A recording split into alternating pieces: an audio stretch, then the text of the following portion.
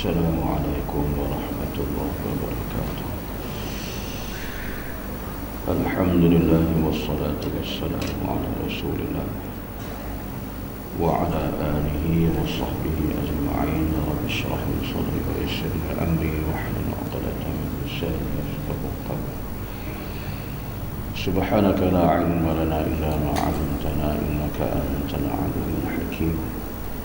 ولا حول ولا قوة إلا بالله العلي العظيم. Alhamdulillah, sesurat 719 semoga yang pagi semalam Luqman Al-Hakim ketika dia nak mati berkata kepada putranya, wahai anak, telah banyak yang aku wasiatkan kepada kamu sampai kini, dan kini saya wasiat kepada 6 macam yang mengandung ilmu orang-orang yang dahulu sampai pada orang-orang yang akhir. Yang pertama, jangan sibuk kepada dunia kecuali sekadar hajat bagi umur kamu di dunia. Yang kedua, sembahlah Tuhanmu menurut hajatmu kepadanya.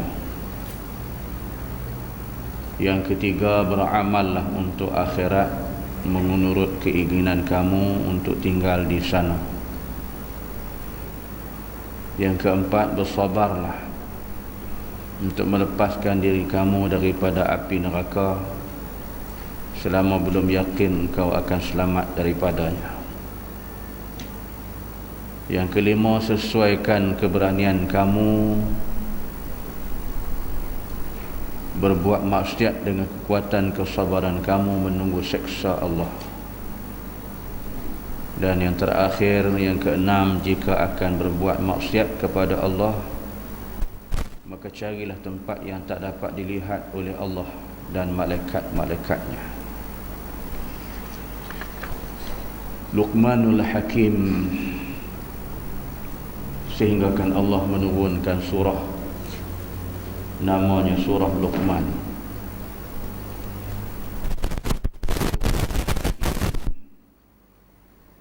Beliau ni dikira ditawarkan menjadi nabi,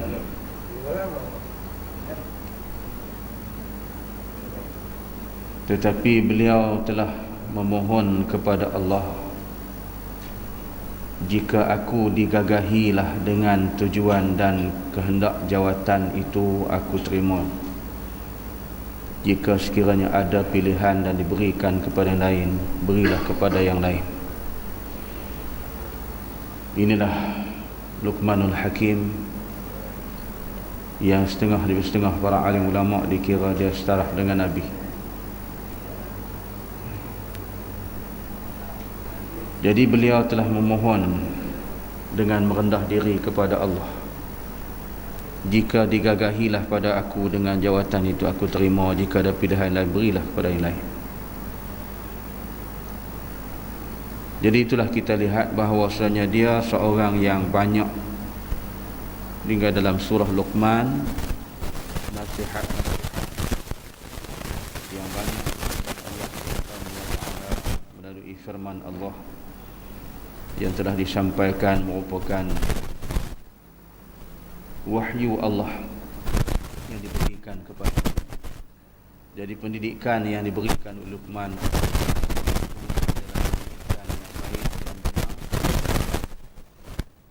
sebab itulah sampai di akhir hayat, sebelum beliau kembali kepada Allah Subhanahu wa taala, sempat lagi berwasiat kepada anaknya.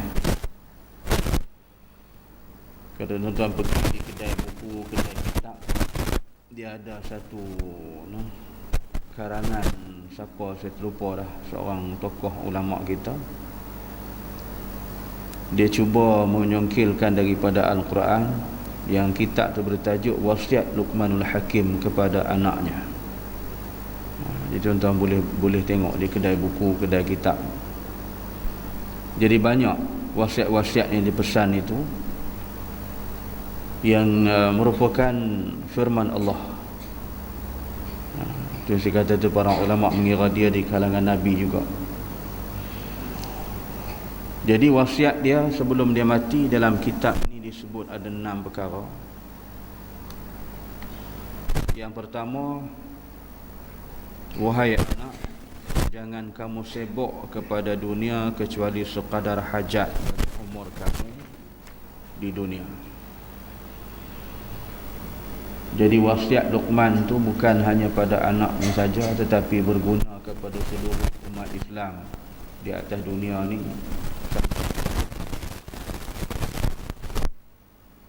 Jadi dunia ni Allah Ta'ala sebut dalam Quran sebagai la'ibun wa lahwun, tempat main-main, tempat yang sia-sia, yang tidak ada kekal manfaat. Jadi sebab tu kita jangan terperangkap dengan dunia sehingga kita asyik seronok sangat dengan dunia ni sampai kita lupa mana kita datang, ke mana kita kesudahannya dan apa tujuan Allah jadikan kita. Tu kena ingatlah balik tuan-tuan ni, selalu kena ingat Allah jadikan kita wa ma khalaqtul jinna wal ins illa liya'budun. Tidak aku jadikan jin dan manusia melainkan untuk mengabdikan diri kepada Allah. Ta'abbud, memperhambakan diri kepada Allah. Allah jadi kita bukan hanya nak berseronok suka atas dunia, nak main-main atas dunia. Benda sekarang memang bola sepak haru tuan. Kita sanggup bersengkang mata nanti sampai pukul 3, 4, 5 pagi terus bersahur. Dia kata elok sedang boleh bersahur, lepas sahur tidur, subuh tak sembahyang. Puasa subuh tak sembahyang. Buat rumah ada bumbung tiang tak ada, haru tu. Kacau. Berseronok sanggup kita bersengkang mata nak tengok bola yang merupakan la'ibun wa lahwun. Dia pernah saya ceramah dekat Sentul, surau tu kena tolak dah. Dia orang sekarang duduk pagar nak buat perumahan apa. Tok Siak tengah bancuh air, boleh jemput di belakang. Dia kata tu hobi kami. Lepas kuliah Pak Imam minta maaf, dia kata Ustaz, Tok Siap selalu perangai dia. Jadi saya kata kalau perangai macam tu lantik jadi Tok Siap nak buat apa? Orang hajar dan biadab macam tu tak payah jadi Tok Siap, tak payah jadi JK surau masjid. Orang macam tu tak layak imarahkan jadi orang yang memegang jawatan Allah. Dia boleh ni dibacakan ayat wa ma khalaqtul jinna wal insa illa menjadikan Allah sekalian jin dan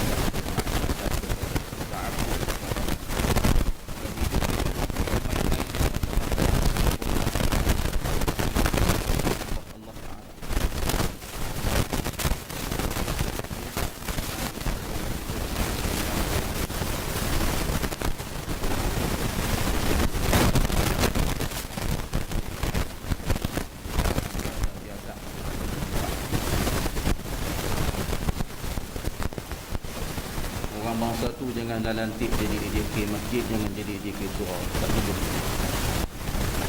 Allah juga garis panduan lantik dengan memegang amanah Allah dalam surah Al-Baqarah ayat yang ke-18.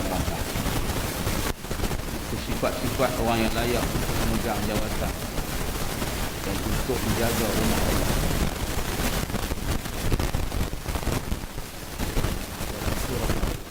Bara'ah At-Taubah, satu surah yang Allah turun sebanyak 30 juzuk. Itulah satu surah yang tidak ada tujuan dengan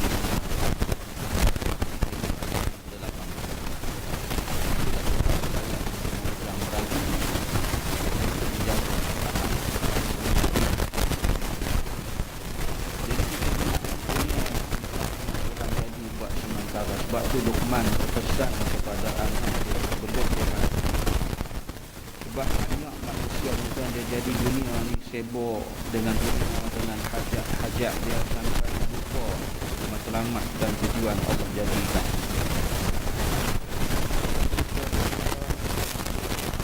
Ibadat kepada Allah. Dunia ni kita cari untuk mencapai kebahagiaan. Maknanya dunia ni kita jadikan sebagai transit untuk kita nak pergi ke alam akhirat dengan membawa bekalan-bekalan kita.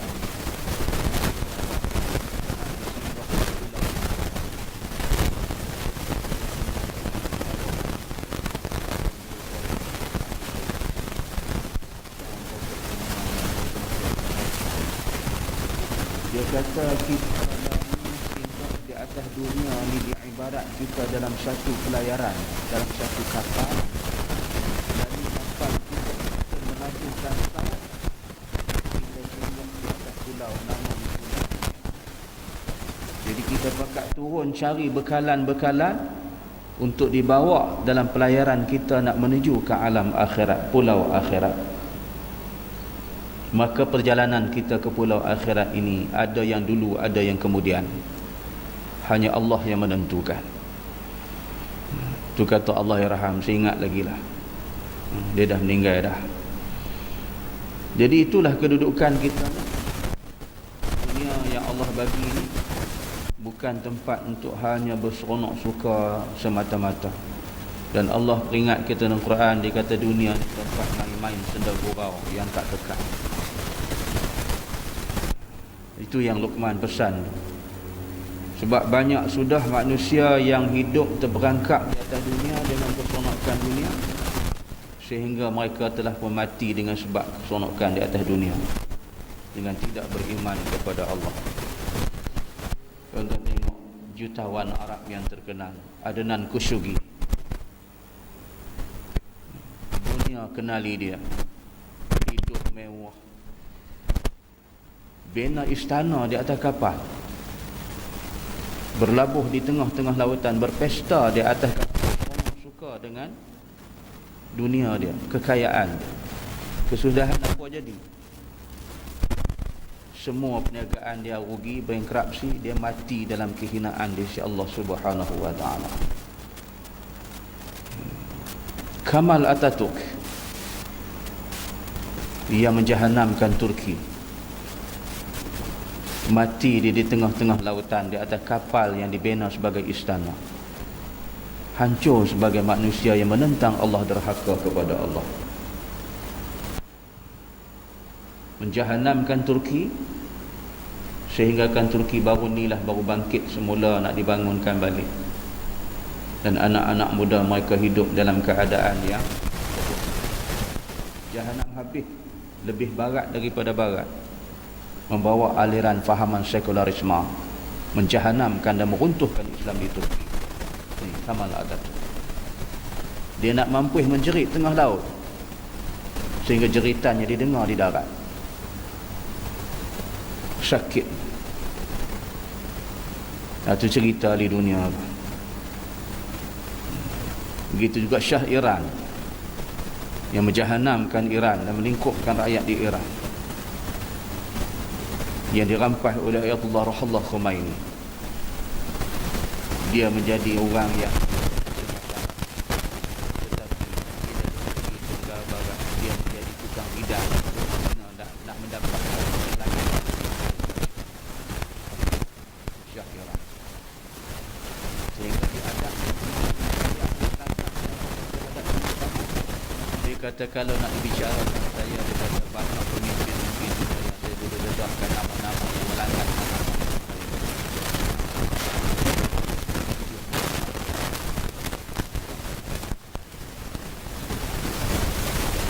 Kita tengok pemimpin ataupun di kalangan orang yang seronok dengan dunia.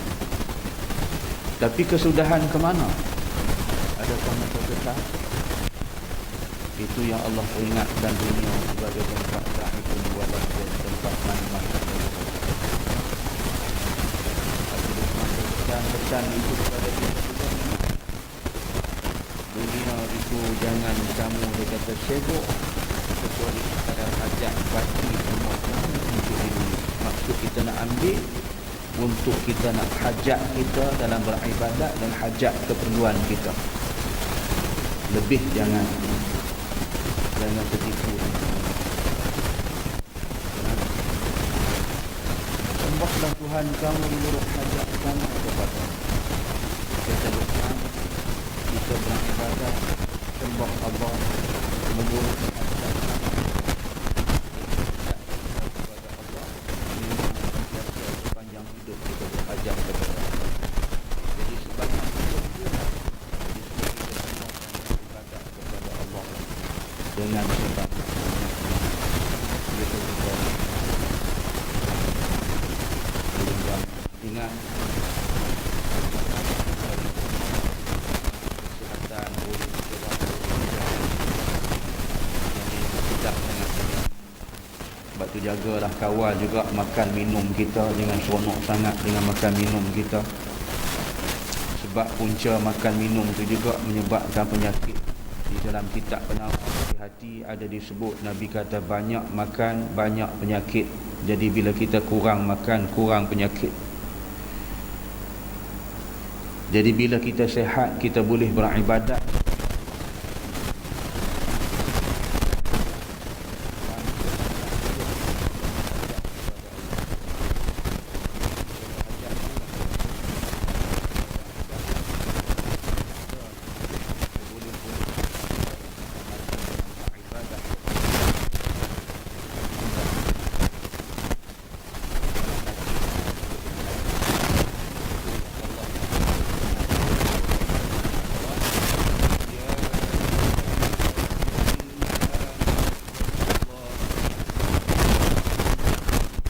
ولا تموتن إلا وأنتم مسلمون.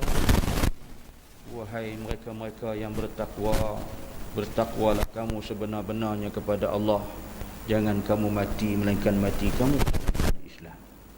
Allah tak redha mati cara lain, hanya mati Islam. Itu yang Allah pohon.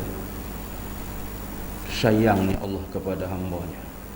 Jadi sayangilah diri kita, beribadatlah kepada Allah sebanyak-banyaknya dan doa minta biar kita mati dalam beribadat. Wallahu a'lam. Insyaallah sambung sekali. Subhanakallahumma wa bihamdika asyhadu an la ilaha illa anta astaghfiruka wa atubu ilaik. Bismillahirrahmanirrahim. Al-'asr ila allazina amanu wa 'amilus salihati wa tawassaw bil haqqi wa tawassaw bis sabr. Sadaqallahu. Assalamu